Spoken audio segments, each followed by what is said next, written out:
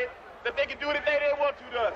We might not be back. I might be in jail. I might be anywhere. But when I leave, you can remember I said with the last words on my lips that I am a revolutionary. And you're going to have to keep on saying that. You're going to have to say that I am a proletarian. I am the people. I'm not the pig. You've got to make a distinction. And the people are going to have to attack the pigs. The people are going to have to stand up against the pigs. That's what the pastors are doing. That's what the pastors are doing all over the world.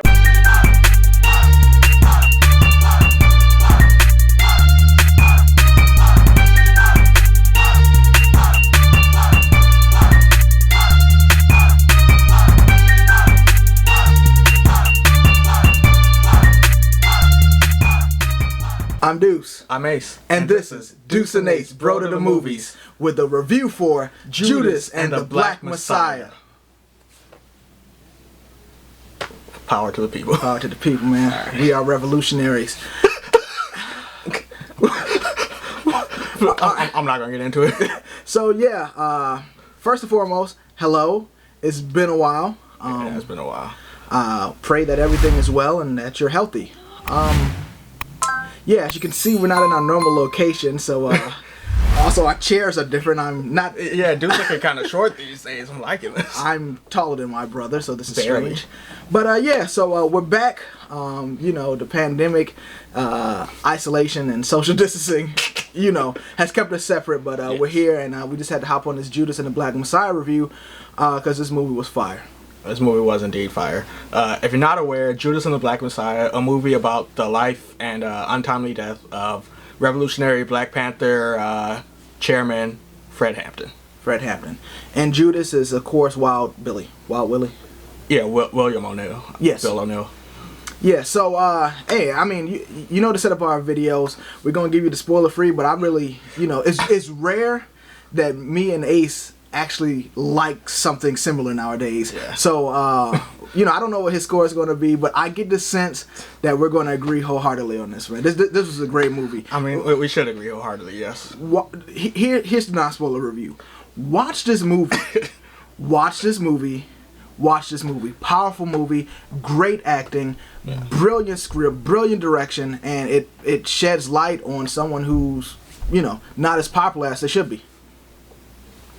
I mean, I don't know if popular is the right word. Not renowned, or I don't know. But yes, amongst the many great black leaders who were murdered by the government in the 60s, 70s, Fred Hampton does not get the respect that he usually deserves. He was one who brought the Black Panther movement forward into the limelight after Huey Newton and Bobby Seale were, you know, going through jail stuff and being attempted assassinated by the government and stuff like that. Yeah, so in this movie we got excuse me, I was just about to call him Daniel Kaluuya, but he is Golden Globe winner Daniel Kaluuya. I don't know when we filmed this. Well, now you know, it was after the Golden Globes. Yeah, I mean, acting was crazy, man. I would say he didn't look like Fred Hampton, but he sounded just like Fred Hampton. Yeah, like, I can't think of a movie in recent times where I was so engrossed. Like, I was just like you know what's going to happen. Spoiler alert, but I'm saying just like, well acted. Lakeith Stanfield, well acted. The girl from Project Power, shout out to her for being in the movie after being in Project Power. Deborah Johnson? I think her name is Deborah Johnson. In real life? No, I think the character. No, yeah, the character. I don't know. Well, yeah, you know, shout out to her. Shout out to the director, man. This is a must see. Like, I can't really discuss more without getting into the nitty gritty. But if we're gonna see one film this year so far, make it Judas and the Black Messiah. Yeah, and there's you know, this is again based off of real life. There's Fred Hampton's speech, "I am a revolutionary," and I just want you guys to watch it. Yeah. So here it is.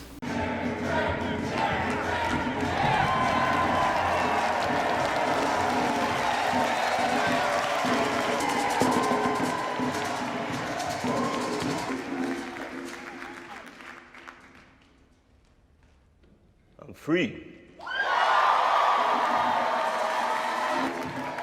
I need everybody to repeat after me. I am a revolutionary. I am a revolutionary. I am a revolutionary. They can't never stop the party unless they stop the people. Well, ain't you high? Ain't you high? I'm high off the people. I'm high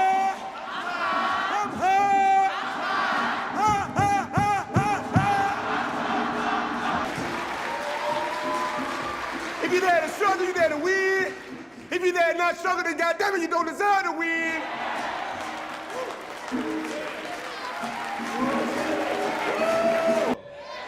I believe I'm gonna die half the people. I'm gonna die for the people because I live for the people. I live for the people because I love the people. Well, let me make it plain. Kill a few pigs, get a little satisfaction. Wait on, wait on. Kill some more pigs, get some more satisfaction. Kill them all, get complete satisfaction. You can murder a liberator, but you can't murder liberation. You can murder a revolutionary, but you can't murder revolution. And you can murder a freedom fighter, but you can't murder freedom. I said, hey, a revolutionary. Hey, a revolutionary. Hey, put your fist in the air. Pretty powerful stuff. Yeah, so let's just drop these scores on them, man. All right. And before we drop the scores, please remember to like, subscribe, share our video if you like our content and want to see more. And follow us on social media at Bro to the Movies. Dink. Scores. Scores. 3, 2, 1, 10. That's what I'm talking about. That's what I'm talking about, dog. This movie get. It's rare that dudes give a 10, man. I don't be giving out 10s like This that. is giving out multiple 10s to our catalog. What 10s I give out? Avengers Endgame. Okay. That's probably it. I don't. We don't want to get into it right now, but go through all our videos. So you get some 10s before. Yeah, so Judas and the Black Messiah gets a 10 out of 10 from Deuce Ace, Bro to the Movies. Now we're about to hit you with these spoilers, man. Go watch this film. Like, highest praise. Go watch this film. Like, I know we're Deuce and Ace, so if we say go watch it, you're going to watch it. So please do. Spoilers. Spoilers. All right, man. I'm gonna start. The only thing I'll say I didn't like about this film was the sound editing seemed off. It'd be like the dialogue would be low, and then the music in the background of the next scene would just be super loud. So I was constantly turning down the volume on TV. I agree. So, had to take my car to the Honda dealership, at which I was like, let me watch Judas and the Black Messiah. On your phone? Oh, fam. Okay, I mean, I had to do what I had to do. But yeah, I agree. Like, there are times where I'm like, man, this joint is loud as I don't know what. And so I had to turn it. And it wasn't just the music. Sometimes, like, when he's talking, it's extra loud. As the lady who was next to me heard with some F-bombs and some N-words, she quickly left. But, hey, man, I had to... kicking people out the Honda dealership. Shacked up. Had to watch this film. But also, like, again... acting crazy, like acting on point, but it was just visibly jarring because Daniel Kaluuya looks nothing like Fred Hampton, and that's not being like, you know, colorist or anything like that. It's just, this is an actual figure, so I can Google how he looks. I know how he looks, and Daniel Kaluuya ain't it. But again, I mean, I think after like the first few minutes, I got over that part. I was like, all right, it's a interpretation. It's not actual Fred Hampton. I can see that. Well, yeah, and it doesn't take away from the movie, but just even leading up to watching it in the trailers, I was like, man, it's kind of weird. But everything else, great. Yeah. You know, so I really, like, would you say that this is Fred Hampton's story or William ONeill's story? I would say that the movie was portraying William ONeill's story. He was the main character in the story. I was talking about the movie. Then yes, this is a William ONeill's story. Yeah, and so I agree, and I thought that was an interesting direction and perspective for the movie to take. I thought it was interesting. I would say, even though I liked the movie, I didn't like how they tried to make William ONeill more of a sympathetic character. Because you can see from, like, recordings he's had in real life, the real character recordings he's had and, like, documentaries he's done, that he doesn't, or at least he seemed like he didn't feel that badly about what he did. He was talking about, oh, man, I owe no loyalty to Fred Hampton, this or that. I did what I had to do. Like, yeah, we get that, but it feels like Lakeith Stanfield was making him more sympathetic than he was in real life. So I haven't seen the real life footage aside from what was shown at the end of the movie itself. But even if he feels that way, and like, you know, the movie paints him in a more sympathetic light, what I got from the movie, and I got it early on, you know, based off the scenes where he's robbing cars, is that both Fred and William are results of the same struggle. So even if he feels like he don't owe nothing to Fred, that's just a result of society and racism that made him feel that way, that he could turn on his brother. So it's like, I agree with that, but I'm not gonna like, I understand that, but at the same time, we see different avenues that the results of the struggle could take. So I'm not gonna like feel bad for William ONeill, like, oh, I'm torn between doing the FBI says and the Black Panther Party. I mean, this dude, if it wasn't for this guy, things could have been way different in Chicago right now. Fred Hampton was trying to unite the gangs under him under the Black Panther banner, but because of this one guy who didn't want to go to jail, kind of never happened. Well, we know it's not the one guy. You know, they had other informants and stuff like that. So, I mean, when you look at the sustainability based off the movie, you know, I'm not judging the Black Panther Party, the sustainability of it. What do you do when you go beyond Chicago for the black community? What do you do when there's blacks, and I'm talking about in the 60s and 70s in the suburbs, who don't align themselves to the Black Panther Party? I think that the Black Panther Party is moving even beyond race because, you know, Fred Hampton, he was a Marxist, he was a leftist, and that's why he tried to build the Rainbow Coalition with the young lords, the young patriots, all that stuff, because he recognized, and a lot of black leaders at the time recognized, that to solve the problems of race in this country, you have to solve the problems of capitalism that has gone into this country. You have to solve the economic disparity that all races feel. I agree, and they highlighted that in the film when he reached out to the people with the Confederate flag. What was the name of their group? The Young Patriots. The Young Patriots, when he reached out to the Young Lords. The Young Lords, Latinos, and yeah. So I mean, again, this movie, if you watch it just at face value, enjoyable film, informative film, but it is very thought provoking, and it's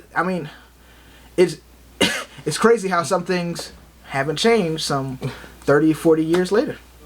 Some things, all things, yeah. Yeah, I mean, but again, me and you, we disagree politically on certain things. Many a thing. So I'm saying, what, you know, because I watched this film and it's like, you know, again, this is just a review, it's not personal feelings, but you know, kill the pigs. I'm not gonna arrest all the pigs die. You know, stuff of that nature. If everyone isn't of that mindset, how do you unify people? But I'm saying, so like, how do you unite over something that's divisive, regardless of how it is divisive? I think even if it's divisive, everyone can agree that, especially as they were shown in the movie in the 60s and 70s, even now, police brutality against black people and against all people is a huge problem. So maybe some people will be like, oh, we don't kill the pigs, but anyone who is supportive of a black movement will be like, oh, well, we need to stop police from killing black people.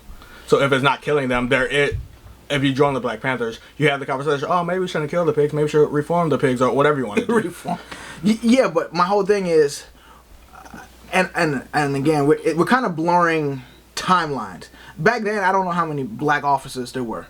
Now we know that there are black officers. Now that we know people, you know, again, come from various backgrounds. Calling them pigs is a turnoff to some. If the point is unity, if the point is protecting black lives, why be divisive as something as we could just say the word police? Because I don't think the point isn't unity. The point is there's this group of people who are terrorizing our neighborhoods. So you unite to stop them. That's unity. That is unity, but I'm saying by calling them, if someone like, oh, I'm not gonna stop someone from getting murdered because they call this person a pig, is that the kind of person you want in your revolution? The revolution that Fred Hampton was advocating for?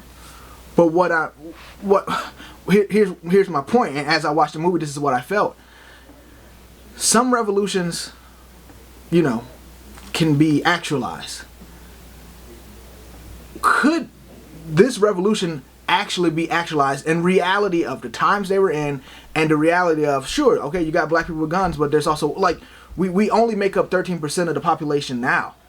I'm pretty sure it was more back then because it was just more whites and blacks. But anyway, I'm saying, like, can such a revolution be actualized? I would say that the people who are trying for the revolution would agree so, and the government would think that it could be, or else they wouldn't have undermined it.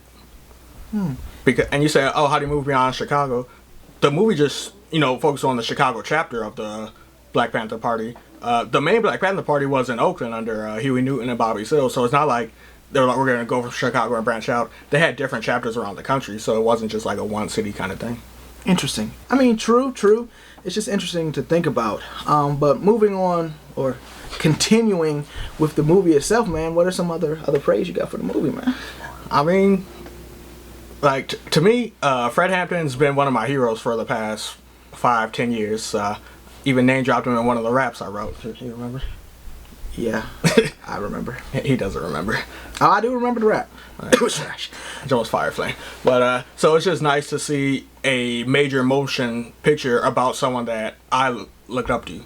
To see some stuff that I've read and just see it on the big screen, like, man, that's crazy. What would have been like to be back there standing during a speech that Fred Hampton was giving? So it just, like, brought it to life for me. Yeah, I mean, great job bringing it to life. I like the pacing of this movie. Like, it just gets right to the movie. Like, there ain't no, like, let's see him as a child playing in the film. Like, no. Not that no one cares about this, but I'm saying, here's the story we trying to tell in your face. And it's like, but again, you know, regardless of how you feel about William ONeill. William ONeill, man, I'm on the fence with Lakeith Stanfield. Sometimes I'm like, dang, this dude be doing it. No, Lakeith Stanfield be putting. I've never seen a bad Lakeith Stanfield performance. What was the jump with Sorry to bother you? No. With Issa Rae. The photograph. The photograph. I didn't see it. I saw he was like his aura works for certain roles. I ain't bangs with that dude in Sorry to bother. No. The photograph. The photograph. He was just too creepy. Like, he didn't come off as the romantic cool guy. He came off as the. She wouldn't really go for this guy. And, I'm not talking about that movie. We talk about this movie. Yeah, we talk about this movie. So, but yeah, man, like, just like seeing. I know you're saying they're like trying to make you sympathize for him, but regardless, you do. Like, it's great acting. Like how he played it off when they caught him in the car. You know, it's just like. I mean, I was like, man, shoot this hitter. Yeah, and it's just like the way he played it off. And then you see him like, again, don't know if this is real or not, but you see him starting to. You know, believe in the movement, and it's just like. Yeah, I think some of that was just like romanticized for the movie. Yeah, but I'm saying it works for the movie. Yeah, I would say the only other thing I didn't like about this movie was I forget the FBI agent, I forget his name, but who was working with Lakeith Stanfield. There was like the scene when he was in his office with J. Edgar Hoover, and Hoover was like, "Oh, what are you gonna do when your daughter bring home a black?" And the FBI agent was like, "Oh, what are you talking about? We know the FBI agent was racist. He didn't care about no black folk. Stop trying to make us care about characters who are bad people." I totally read that differently. What I think that, and I think this is actually true. Based off of narratives, based off of beliefs, what he say? That the KKK and the Black Panther are equal. He said they're two sides, you know, something of that nature, two sides of the same coin. I think he genuinely believes that radicalized white people who want to kill blacks and other people just for their existence is the same as quote unquote radicalized blacks who want to just live and have existence. And I think that's the issue with certain white people. And so yes, he genuinely, I don't think he's quote unquote, you know, racist. He can say, I don't hate you. I don't whatever, but no, my daughter can't marry you. I mean, we say it's not quote unquote racist, but we go back to the movie Get Out. That's what the whole movie was about. It's like, I'm not racist, but it's still racist. Yeah, but what I'm saying that is, I don't think they're trying to paint him in a sympathetic light. I think that's literally how people view the world. I can say this, I can do this, thus justifying me as not racist, even though in my heart of hearts, I don't want my child to have a black lover. I think that's the reality. Those beliefs are the beliefs that some of our allies have. You know what I'm saying? So I'm saying, like, I don't think like it was written in a particular type of way. I think that character genuinely believed, whoa, I'm not racist. But then J. Edgar Hoover knows, all right, I get it, you're not racist, but what you gonna do when your daughter wants to marry black? I think that's poignant because I feel like that's how a lot of people actually, you know. I feel like a lot of people say that because this is going way beyond the movie, but because they don't want to go into their internal, you call it racist prejudice, their own internal problems with people of different races. You can say, oh man, I'm not racist, but I wouldn't want my daughter to bring home a black person. And they may be a quote unquote ally, but they're still racist. We're saying the same thing, but I don't think that's like a negative of the movie. I think it's a good job because that's how people. But I don't think that's how people who are working to undermine and murder people of a certain community feel, because they're not trying to destabilize the KKK. They're not trying to destabilize other extremist groups. They're only trying to destabilize black extremist groups. So I think you could write that into the movie, but I don't believe that's how people who are murdering black people felt. Well, I mean, we're grasping for straws, but I think they do. You live with even now. Like, the KKK exists, but what do people want to lash out as? Black Lives Matter.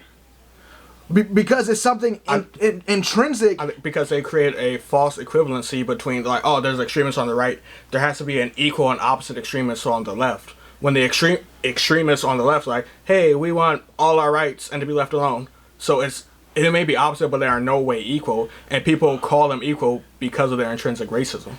That's what I literally was about to say that. But what I'm saying is that because of that, you're asking like, oh, it's not realistic or whatever. And I'm saying, no, that literally is reality. You literally have people comparing BLM to KKK.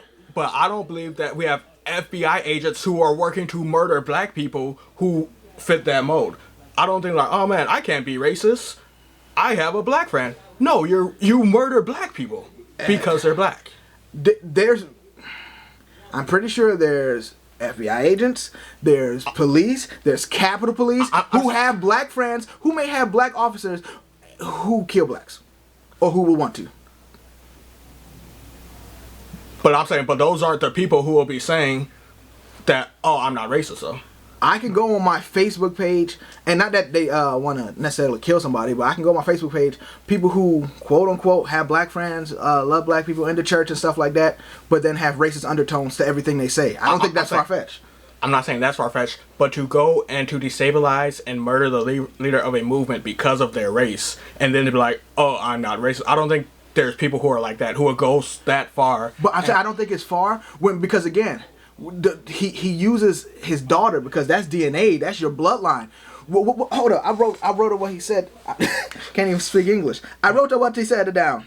You make fun of our Italian brother? That's jacked up, dog. Think of what's at stake if we lose this war. Our entire way of life. You can rationalize being friends with a black person if your way of life is not threatened. But when your way of life is threatened,